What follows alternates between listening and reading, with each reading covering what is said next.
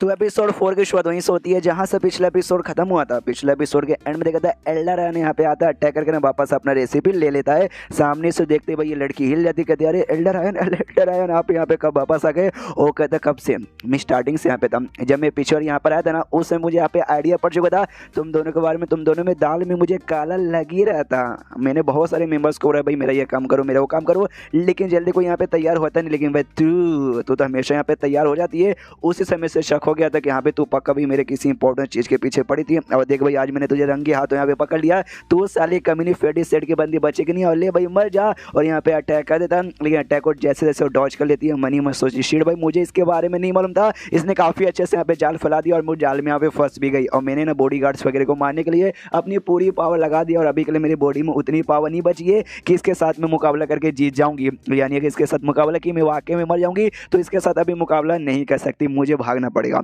यहाँ से मुझे भागना पड़ेगा। जैसे पावर रिस्टोर हो जाएगा कभी बाद में अच्छा मौका मिलेगा और तब जाके इसके ऊपर मैं यहाँ पे अटैक करूंगी। इसलिए खिड़की के पास आती है, ये कहती है साले बुढ़ाओ मैं अभी जा रही हूँ, जैसे अच्छा मौका मिलेगा ना वो बदला लेने यहाँ पे वापस आऊंगी। इतना बोल के निकल जाती है। ये भी चिल्लाता रुक रुक तेरी माँ का रुक साले भाग गए। ये फेडी सेट वाले ना उनको भाई बहुत कमाल के टेक्निक आती है जिससे भाई साले भाग के निकल जाते हैं, वरना यार आज वाकई में बच नहीं पाती। दूसरी ओर हमारे मेकेटर है वो भी नाटक करता है कि अरे बाप रे यार मेरे तो भाई बैंड ही बज गई। एल्डर रायन भाई आप सही टाइम पे यहाँ पे आ गए यार। उस कमीनी को रोकने के चक्कर में ना मेरी ही बैंड बज जाती, वो कमीनी मेरी यहाँ पे जान ही निकाल लेती। लेकिन आप सही टाइम पे आ गए और सही टाइम पे आने के बाद ना आपने मेरी यहाँ पे जान बचा ली। जो बोलते एल्डर कान का देख से जान बचा ली। तू उसको रोक रहा था, मुझे ऐसा क्यों लगता है तू रोक नहीं रहा था, बल्कि तू उसके साथ मिलकर भाई काम कर रहा था, उसको चोरी करने में तू ही तो मदद कर रहा था। और डिटेल में पूछ बता भाई एग्जैक्ट यहाँ पे हुआ क्या था, पूरी कहानियां भी बताता है, थोड़े बहुत उसमें चेंजेस कर देता है कि यहाँ पे कम्युनिटी उसने मुझे डराया धमकाया जबरदस्ती यहाँ पे बुलाया, मैं तो उसको रोकना चाहता था, इसी वजह से तो भी विश्वास कर लेता। अच्छा इसी बात है क्या, तो उसने क्या बोला तुझे अपने पति से ज़्यादा प्यार देगी, सबसे पहले तो सिंगल यहाँ पर है, तुझे बस यहाँ पे बुद्धू ही बनाना चाहती थी। ये भी खुशियास भाई मैंने क्या नाटक कर दिया, उस कमीनी के सामने भी नाटक किया, उसको लगता भी मैं उसको सपोर्ट करूँ, इसके सामने भी नाटक कर दिया कि जैसे भाई इसको भी सपोर्ट करूँ जबकि मैं किसी को भी सपोर्ट नहीं करूँ। और उसका दे दो यार मुझे, फिर जो से यहाँ पे एल्डर रायन चलाता है तो यहाँ पे मेरा मुँह क्या दिख रहा है, जाके यहाँ पे सो जा। फिर चला जाता है और रास्ते में भाई जो टेक्निक मिला था ना कि यहाँ पे उसकी मदद यहाँ पे मत करना, तू मदद नहीं करोगे तुम्हें कमाल के यहाँ पे भाई 100 टेक्निक मिलेगी, तो 100 टेक्निक इसको अभी मिल जाती है। ये भी खुशियास भाई मजा आ गया। लेकिन जो 100 टेक्निक मिली थी ना वो लॉजिकली कोई 100 टेक्निक यहाँ पे नहीं थी, बल्कि मैजिकल स्पेल था जो कि ना स्वॉर्ड जैसे यहाँ पे काम आता है। मतलब यार वो हमें मालूम चलेगा 2 साल बाद यहाँ पे शीश होता है अपने हाथों से ना लकड़ी काट रहा था उसी मैजिक स्पेल की मदद से। हाँ भाई इसका थोड़ा है ना लकड़ी वगैरह जो भी तलवार से जो काम यहाँ पे कर दो ना, लकड़ी सब्जी वगैरह काटने के लिए बहुत काम आएगा, आदमी वगैरह काटने के लिए शायद यहाँ पे ज़्यादा काम ना है। ये भी कहता है चलो यार एक हिसाब से यहाँ पे ठीक है, नॉट बैड, उतना यहाँ पे बुरा नहीं है। 2 साल तक कल्टीवेशन करते करते क्यूआर फनी स्टेज के 9वें लेवल पे यहाँ पे पहुँच जाता है और पहुँचे तो यहाँ पे खुश है। चलो भाई काफ़ी बढ़िया। और मैंने यहाँ पे डिसाइड किया था जैसे क्यूआर फनी स्टेज के 9वें लेवल पर चल जाऊँगा ना उसके बाद ये जगह छोड़ के बाहर साइड जाकर बाहर साइड यहाँ पे अपना कल्टीवेशन चालू कर दूंगा। वहाँ पे जाने का टाइम आ चुका है। टोटल 6 स्पीचर उठते जिसमें से ना 4 के स्पीचर ने जी आसपास यहाँ पे मौजूद है, इसलिए वो चारों के इसने अच्छे से कल्टीवेशन कर लिया। लेकिन लाइटनिंग और फायर का यहाँ पे मौजूद नहीं था, जिस चक्कर में उसको यहाँ पे कर बिल्कुल नहीं पाया। और 9वें लेवल पे यानी क्यूआर फनी स्टेज के 9वें लेवल पे आने के बाद ही कर सकता है। इसलिए भाई सोचा है कि अभी यहाँ से निकालता हूँ, उसके बाद से और अच्छे से ट्रेन करके जो अगला स्टेज यहाँ पे रहता है ना क्यूआर फनी स्टेज के बाद जिसको फाउंडेशन बिल्डिंग स्टेज कहा जाता है, वहाँ तक भाई जितना जल्दी हो सके उतना जल्दी पहुँचना है।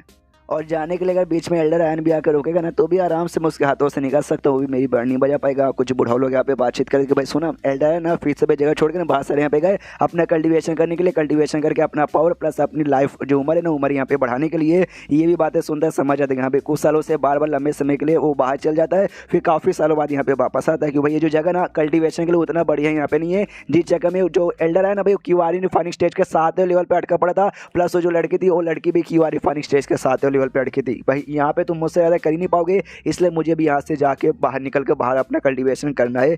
तो यहाँ पे अगले दिन निकल जाता। ये कहते गुड बाय 20 साल टोटल, आज मैं 20 साल के यहाँ पे हो चुका हूँ, 20 साल से जगह पे रहता, थोड़ा सा याद आएगा लेकिन कोई बात नहीं क्योंकि आज से मेरी एक नई जिंदगी यहाँ पे चालू होनी। और वहाँ से निकलने के बाद ना सेट यहाँ पे सबसे बढ़िया जगह रहेगा तुम्हारी कल्टीवेशन करने के लिए, इसलिए सेट में आ जाता है। और किसी का सेट नहीं बल्कि एल्डर है जो सेट के यहाँ पे मेंबर था ना प्योर जेट जिस सेट का यहाँ पे नाम है उस सेट में यहाँ पे आता। ये सोचते हैं हाँ भाई ये सेट के बारे में मैंने बहुत सुना है, यहीं पे जाके एडमिशन ले लेता हूँ। बस हल्का सा यहाँ पे टेंशन है, जो अगर एल्डर आया सामने यहाँ पर आ गया, उसने मुझे देखा और देखते पहचान लिया, तब जाकर थोड़ा सा दिक्कत होगा, लेकिन जब आएगा तब देखा जाएगा भाई। नहीं आऊँगा उसके सामने, बढ़िया ना। तो सेट में जैसे जाता था बॉडी गार्ड यहाँ पे खड़े थे, बॉडी गार्ड यहाँ पे रोकते हुए कहते भाई ओ भाई साहब कहाँ जा रहे हो भाई, आपका पास यहाँ पे दिखाओ तभी जाके परमिशन मिलेगी। जो सोचा ये कि तभी पास, कैसा पास? देखो मैं सबसे पहले बात, मैं इस सेट का मेंबर हुई नहीं, इसलिए इस सेट का पास मेरे पास यहाँ पे नहीं है। एक मतलब लोनली कल्टिवेटर हूँ, बिना किसी सेट का मेंबर नहीं हूँ, और इसके क्या बोलते हैं क्यू आर रिफाइनिंग स्टेज के नॉवल लेवल पे जा चुका हूँ और सेट का मेंबर यहाँ पे बनने आया हूँ। जो सुनते बॉडी गार्ड हिल रहे थे, क्या क्यू आर रिफाइनिंग स्टेज के 7वें लेवल पर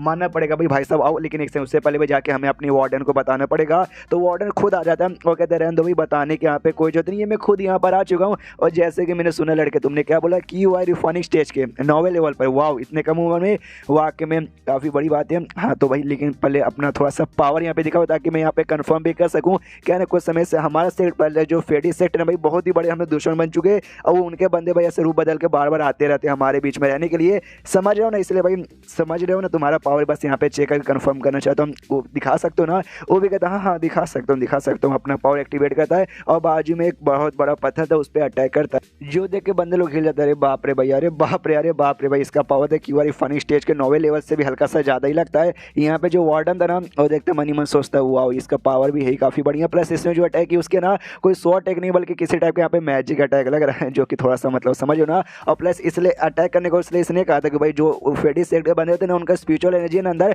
काफ़ी लो रहती है, लेकिन इससे जो अटैक है ना वो कोई लो नहीं बल्कि बहुत ही हाई यहाँ पे लग रहा है। ये यानी उनके सेट का मेंबर तो नहीं है। तो कहता आओ बचाओ, जो सेट यहाँ पे ना इनर सेट और आउटर सेट में यहाँ पे डिवाइड रहता है, और आज से ना तुम ऑफिशियली आउटर सेट के मेंबर यहाँ पे बन चुके हो। ये भी कहता है थैंक यू, और स्टेशन करवाने के अंदर लेके चलता है। तभी ये कहता है ओके ठीक है, मुझे भाई कुछ सवालों के यहाँ पे जवाब दो। सबसे पहली बात है ना, ये आउटर सेट में टोटल कितने मेंबर है, और आउटर सेट से तुम अपना डेवलपमेंट करके इनर सेट के एरिया मतलब इनर सेट के मेंबर कैसे बनते हो। जो शुद्ध वार्डन यहाँ पे बताता है टोटल 2000 से ज़्यादा हम लोग भाई ये आउटर सेट के यहाँ पे मेंबर है। हाँ 2000 से ज़्यादा। और तुम्हें अगर इनर सेट के यहाँ पे मेंबर बने, तुम्हें फाउंडेशन एस्टेब्लिशमेंट बिल्डिंग जो स्टेज यहाँ पे रहता है ना, क्यू आर रिफाइनिंग स्टेज के ऊपर वाला, तुम्हें उसके ऊपर यहाँ पे जाना पड़ेगा। लेकिन वहाँ पे जाने में बंदों की फट के हाथ में आ जाती है, इसलिए बहुत ही कम बंदे यहाँ पे जा पाते हैं। और जाने के यहाँ पे चांसेस आता है 3 साल में एक बार ना हमारा सेट एक छोटा सा कॉम्पिटिशन यहाँ पे अरेंज करता है, जिसमें आउटर सेट के जो मेंबर्स है ना कॉम्पिटिशन पार्टिसिपेट करते हैं। जो टॉप 3 सबसे बेस्ट यहाँ पे रहते हैं ना, जो टॉप 3 विनर नंबर 1, नंबर 2 और नंबर 3 वाले को, उनको फाउंडेशन एस्टेब्लिशमेंट स्टेज का पिल मिलता है। वो पिल अगर तुम खाओगे और तुम यहाँ पे क्यू आर रिफाइनिंग स्टेज के अगर 9वें लेवल पर हो ना, तो खाते हुए तुम्हारा लेवल अप होगा और डायरेक्ट तुम यहाँ पे पहुँच जाओगे। तो यही बात है, इसलिए बंदे कॉम्पिटिशन करते और जो जीतने वाले यहाँ पे चल जाते हैं, और फिर चैप्टर यहीं पे खत्म हो जाता है। तो चैप्टर खत्म तो वीडियो भी खत्म। तो मिलता है अगले किसी वीडियो में, जब तक के लिए बाय बाय।